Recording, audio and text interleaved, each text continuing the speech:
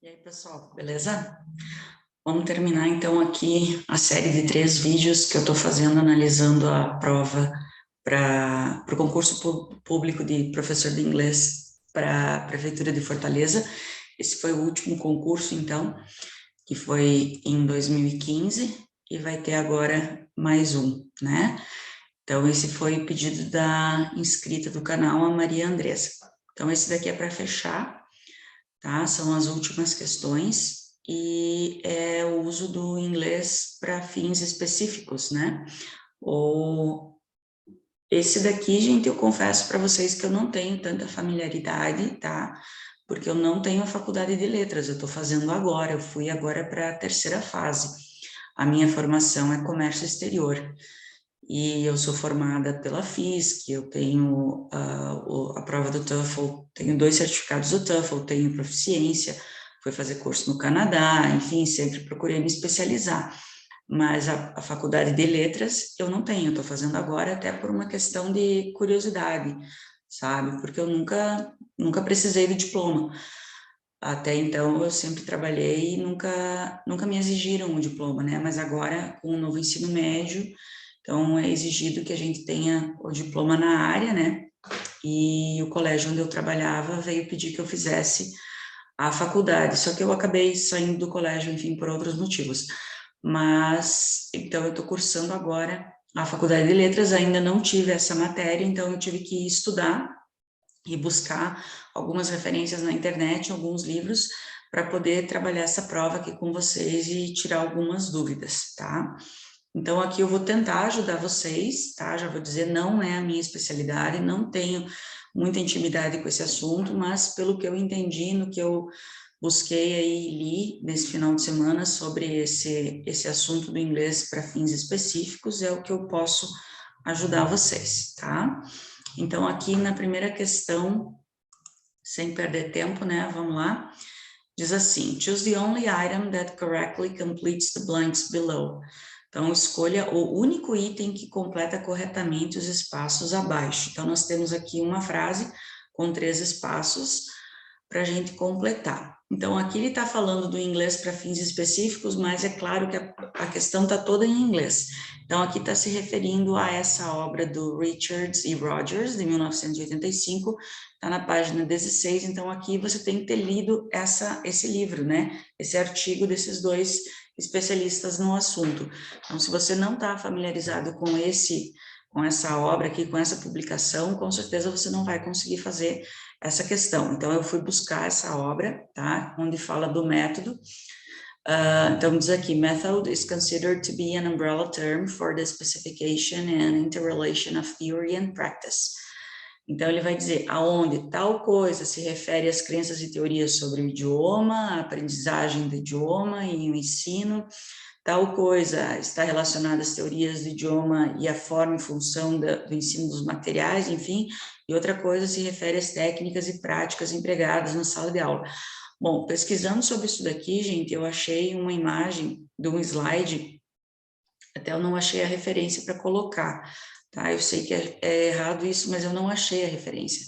Tá aqui, ó, sobre o Richard e Rogers, tá? Então, tem aqui, ó, exatamente o que tá falando aqui, ó, que o termo umbrella, né, guarda-chuva, especifica essa inter-relação da teoria e a prática. Então, aqui tem, que é approach, design e procedure.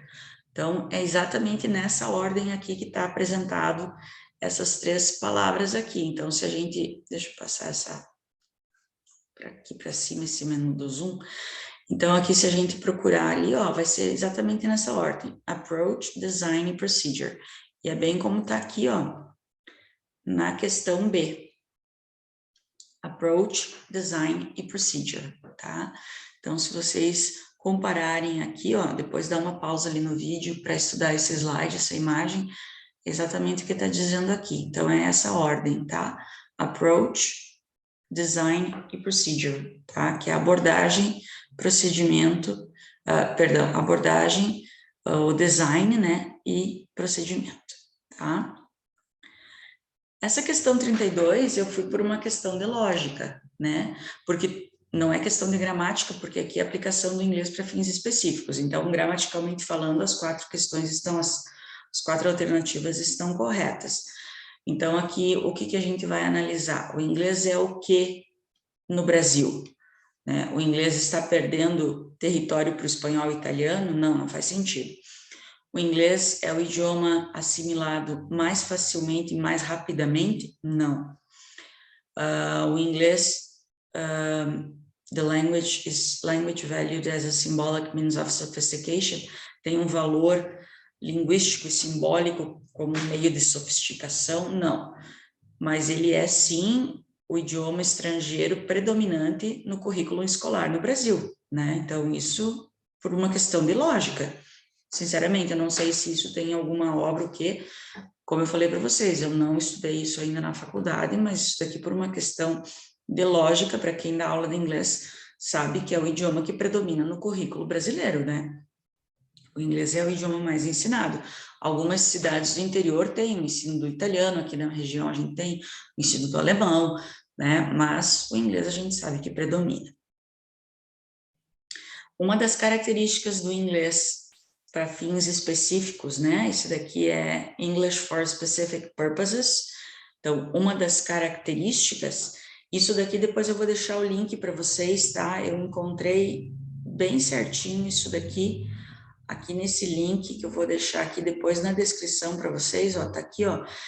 Esse site aqui, eu vou deixar o link para vocês depois na descrição, esse site que tá aqui, ó, foi aonde eu me baseei para responder toda essa prova, tá?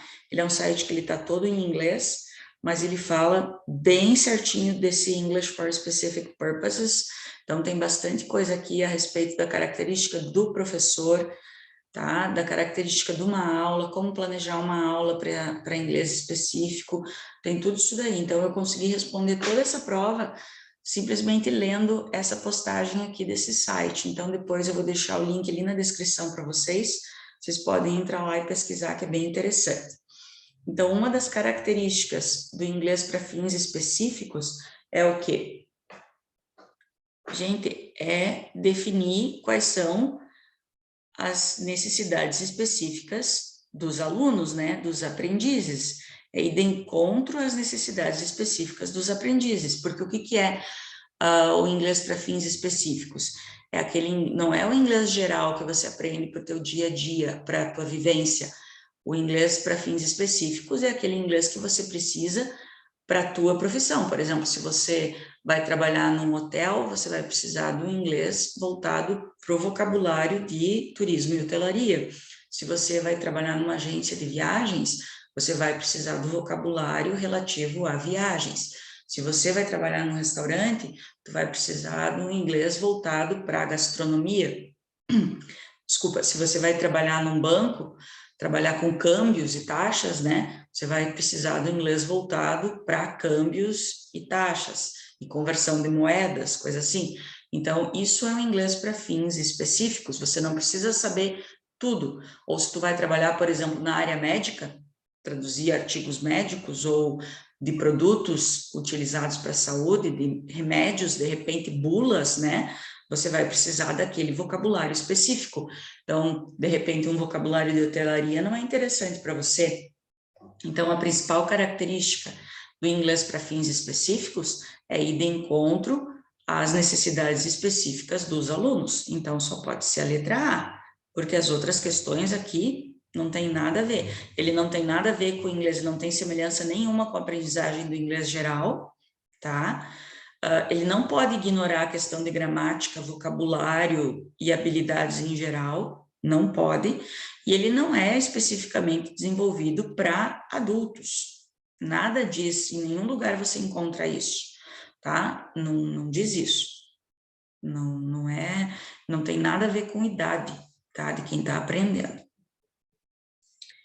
Um dos principais papéis do professor que ensina esse tipo de inglês, tá? Prestem atenção nessa questão, a 34. Então, qual que é um dos principais papéis do professor? Isso aqui é até por uma questão de lógica, né? Qual que é a questão principal aqui, um dos principais papéis do professor? organizar o programa, estabelecer objetivos, né, e avaliar o progresso dos alunos. Daí, olha aqui. Tu vem aqui para... Perdão, não era essa. Daí, olha aqui. Tu vem aqui para 35. Se você analisar bem essa daqui, ó, qual que é o principal foco, digamos assim, perfil de um curso de inglês para fins específicos, né? Então, primeira coisa que você tem que fazer é saber, conhecer as necessidades dos alunos. Depois você vai estabelecer objetivos possíveis de serem alcançados. Daí você vai programar, vai projetar, vai planejar o programa do curso, né? Que seja razoável, que seja possível. E depois você vai selecionar os materiais que você vai utilizar. Tá, como é que a gente vai ter certeza que essa daqui, ó, gente, a 36, ela responde a 35. Olha aqui, duas das razões para que um professor de inglês específico conduza ou estabeleça a análise das necessidades antes de desenvolver um curso. Então, quer dizer, a análise vem antes de desenvolver o curso. Então, você está respondendo essa questão aqui. Então, duas das razões para que um professor realize antes a análise das necessidades do aluno, antes de desenvolver o curso, são: por que ele vai antes analisar as necessidades do aluno? É óbvio isso, né? Para identificar o campo de interesse dos alunos, tá? E identificar para que os alunos vão usar o inglês. Isso é óbvio. Para que ele vai analisar a necessidade do inglês? Para saber no que os alunos vão trabalhar, no que os alunos vão utilizar o inglês e identificar o interesse e para que eles vão utilizar. Isso daqui é repetição. Se você for analisar todas as questões, estão dizendo a mesma coisa.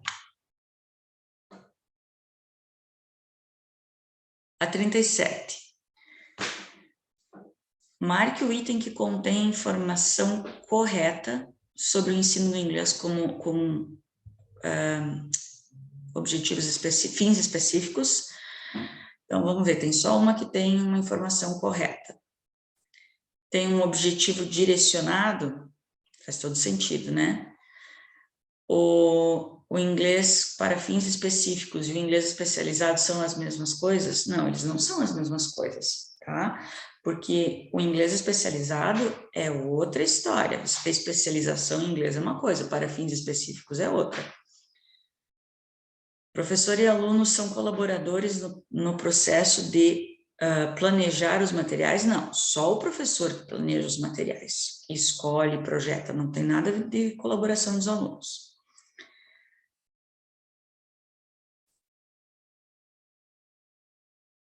Os alunos-alvo são aqueles que precisam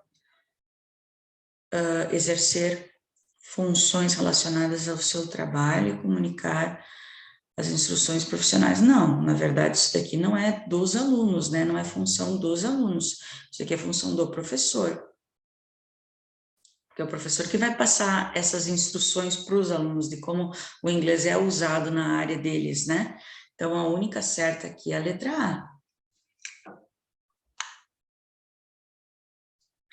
Essa daqui tem a frase, essa 38 tem bem certinha a frase lá naquele link que eu vou deixar para vocês, daquela página, daquele artigo, tem bem certinha a mesma frase. An ESP program is built on assessment of. Tá bem certinha lá. Purposes and needs for which English is required. Depois vocês vão ver, eu vou deixar lá para vocês. Tá bem certinha a cópia dessa frase. Tem lá, purposes and needs. A 3 e a 4, que é a letra D. Tá bem direitinho lá no link, tá? Vejam o link lá na descrição, acessem a página, leiam aquele artigo que tá bem certinho a cópia lá. 39. Num curso de inglês para fins específicos, o objetivo dos alunos é desenvolver as capacidades de leitura e não lidar apenas com a capacidade automática, mecânica da leitura, mas também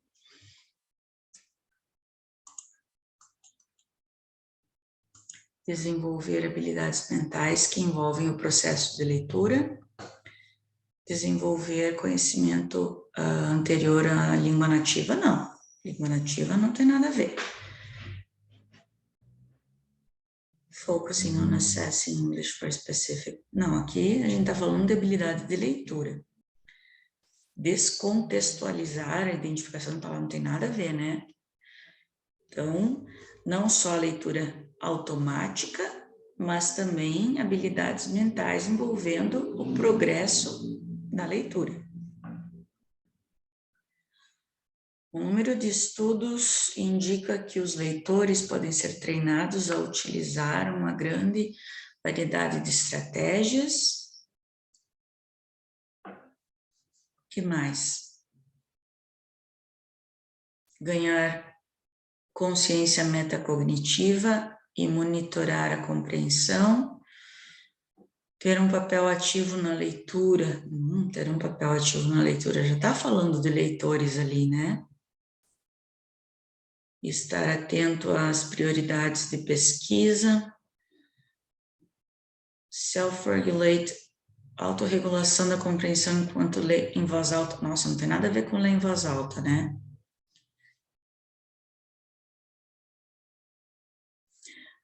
Se a experiência de leitura deles vai afetar a motivação, não tem nada a ver com motivação. Letra A.